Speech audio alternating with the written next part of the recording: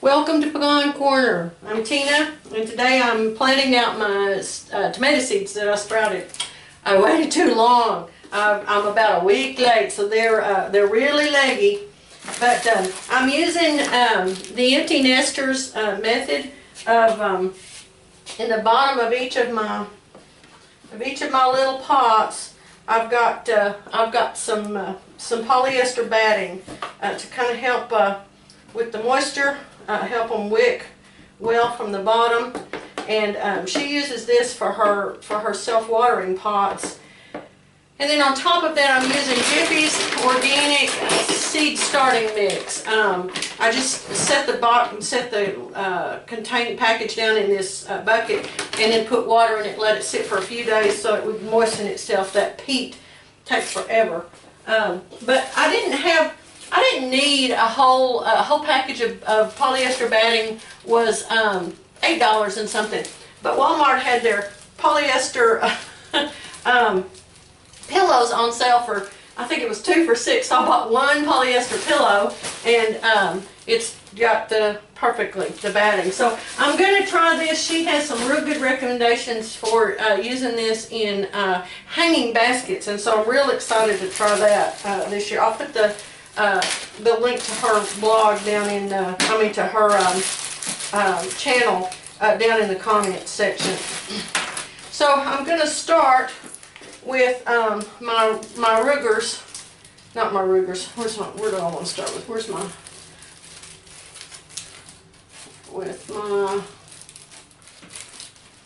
shoot, where'd they go? I had some porters. And I want to be sure that I get plenty of my porters done. So there we go. There's my porter seed. Okay. I'm going to plant some Rugers too, but I want to do my porters today because that's what I'm talking about. And I want to be sure that even though I've waited so long, that they'll survive my inattention. So all I did is sprout them in paper towels using Byron B's wheat tea method. And now I'm just going to separate them and pop them right into the potting mix. And since they're leggy, I'll just bury some of that stem too. It won't hurt. It'll make roots off of there. And if they're stuck, you can tear off a little piece of the paper towel. I really waited about a week too long. I got busy and I got other things going.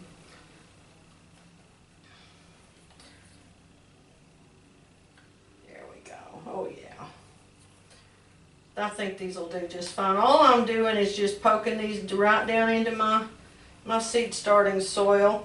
I discovered last year that when I started seeds, I ended up needing to fertilize them.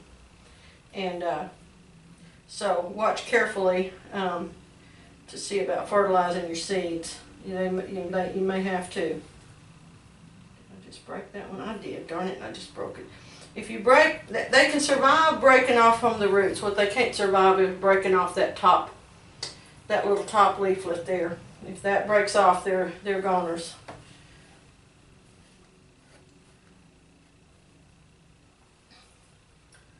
These were one of my best-selling tomatoes. They were very much in demand.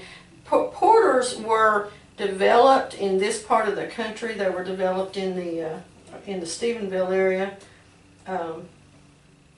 and so people remember them from way back, and so they're a good heirloom tomato for this part of the country. And you'll find that with wherever you are, there will be some that are much more desirable than others, and it's because of that. All right, so these are my porters.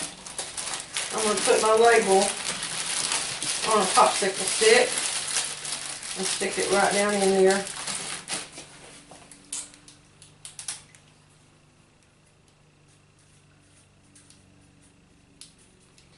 Right down in there. Okay. And all of that row, all 8 of those are porters. I want to grow a lot of those. Now, if I need to, like I've got, there's 4 of these. But if I need to separate out where I've only got 4 of something, I'll go ahead and separate the containers so that I only need one label. Last year I used Dixie cups, but I made a mistake and I bought the Dixie cups that are waxed, and they did not do well at all. They were hard to write on, and then as they got wet, the writing faded, but then they didn't decompose well in the garden, so they were a mess. So I'm not going to use that kind of Dixie cups again. Now the bigger ones that you know you're going to take off of the plants are another story, or the little bitty ones that are unwaxed are a different story too. So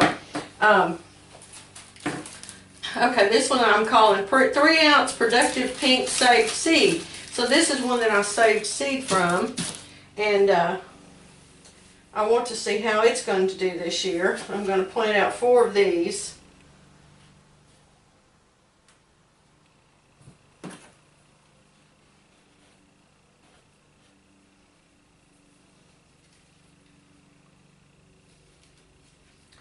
There we go.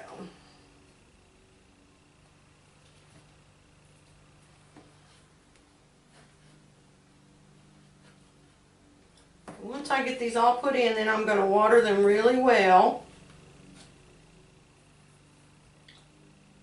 And I'm going to move them under my lights, and I'll take you and show you how I've got that set up. I'm in my laundry room right now, and I've mentioned before that my laundry room would be a great place to start these. However, it's not heated, so I can't keep them back here until they're bigger. But it's got a south-facing window. There's no lights on in here right now. This is just the afternoon light, and it's just wonderful. All right, so this is 3 ounce productive pink saved seed. 3 ounce pink saved productive. Okay. All right, and then I'll be back and show you where I put them next. While I'm back here, I'll give you all a little tour of my laundry room. These are just framed photographs. I went through the internet and I found photographs of laundry all over the world, and framed them to go in here. And they are real cheerful.